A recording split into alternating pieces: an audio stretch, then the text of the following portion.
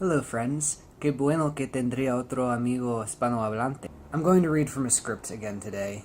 Remember the rule I made about not being reactionary? Gosh, that's a hard rule to follow. I will try to avoid a very recent event, although a little bit of Googling will tell you that I kinda sorta am reacting to something. I would like to teach you about bioethics and how they apply to the CRISPR technology. I'll give you a little bit of background on bioethics, then on CRISPR, then I'll talk about where they collide. The foundations of modern bioethics were established after the Nuremberg trials. The Nuremberg trials was where the international community got together to prosecute the crimes committed by Nazi scientists during World War II. Before that, scientists were pretty much allowed to experiment on people however they wanted, Cave Johnson style. So let's talk about the rules they made up. Number 1, informed consent. Not just any consent, but informed consent. A scientist isn't allowed to do research on you without first explaining what the research is all about and making sure they have your permission. For children, the informed consent of the parent is enough, although if a child is old enough, they can still refuse to participate. But the whole thing is that informing a child can be challenging if they're 3, or an embryo. We'll get to that. Number 2, the study either has to pose no risk above ordinary everyday risk, or the potential benefits of the knowledge we gain outweighs the risk.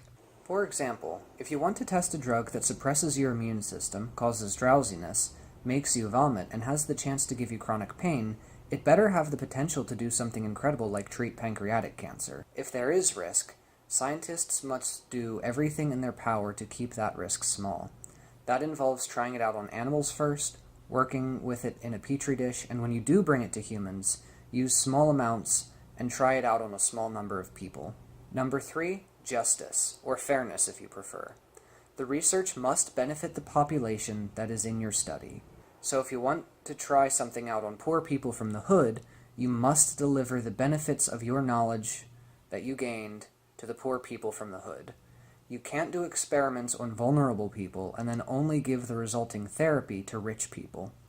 For this reason, and also for the consent issue, it's generally considered unethical to experiment on populations of convenience, like prisoners or school children.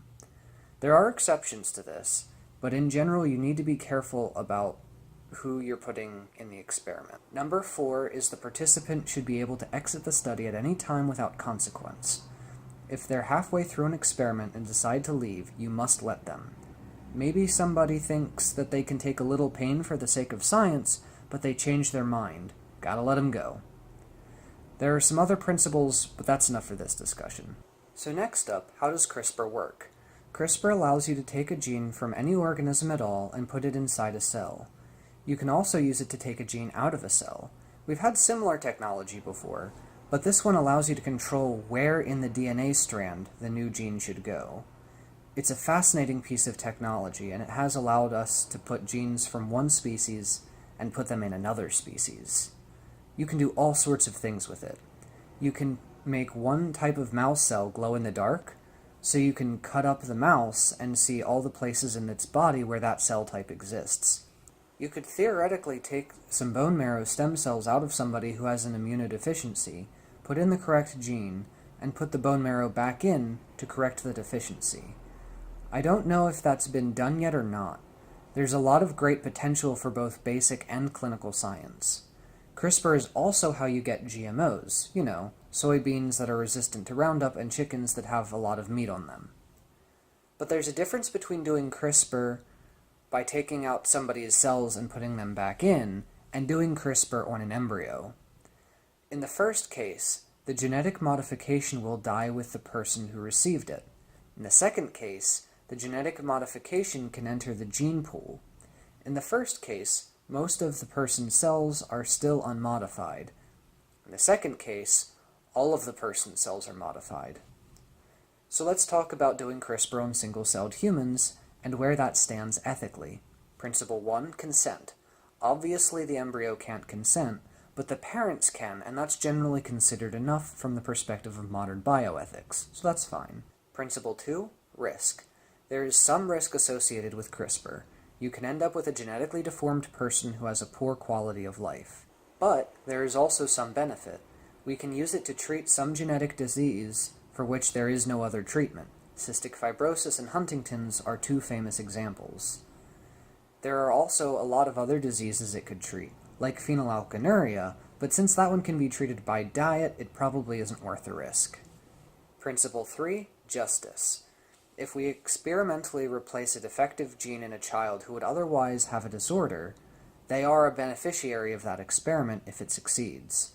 So justice really isn't a problem here, so long as we are only using the technology to correct genetic diseases. I guess it more matters with regard who you implant embryos into. Scientists should probably enroll carriers of genetic diseases who want to have children, as opposed to implanting modified embryos into female inmates just to see what happens. Principle 4 is the trickiest. Maybe you already picked up on the problem. When the child, who has a modified gene, gets old enough to start making their own decisions, they will not be able to opt out of the experiment without consequence.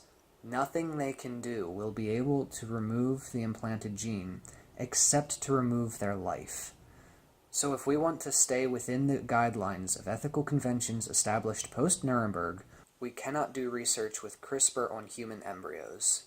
But many people are quick to point out that the benefits of eliminating a genetic disease are substantial. We could be done with sickle cell anemia, Tay-Sachs, hemophilia, and a number of others. So will we let a 60-year-old law get in our way? We can't shirk ethical standards, but we can modify them. We must keep the first 3 principles I mentioned because they are good, and they do not inhibit medically useful progress. So if we are going to produce genetically modified humans, we need to make sure that we have a consensus from the international community, and especially from sufferers of the disease. The research must be in the public eye, but the children must not be in the public eye unless they choose to be when they get older. We can collect data with the informed consent of the parents, but if the children want the scientists to stop collecting data, the scientists must respect their wishes. They can't opt out of the gene, but they can opt out of the follow-up studies. And that's if you think we should go ahead with this technology. There are plenty of people who think we shouldn't. If you haven't watched Gattaca, you should, because it's becoming relevant. I'll note that it is fiction, but it does bring up some real concerns that are worth thinking about and bringing into the public discourse. The movie primarily focuses on the justice issues associated with human gene modification. Some people may also point out another lower-risk method of avoiding genetic disease. If you want to have kids, get a genetic test. If you and your partner both carry a gene for that disease, adopt. Although that pretends that every pregnancy is planned, and that people who have already produced children with genetic disorders don't go ahead and risk it with more children. I haven't even touched on the possibility of inserting non-human genes into humans for kicks and giggles. The more widely available this technology becomes, the more likely it is that someone will choose to use it poorly. Welcome to the future. I hope this lesson on applied bioethics was interesting to you. I look forward to what Josh has to teach us.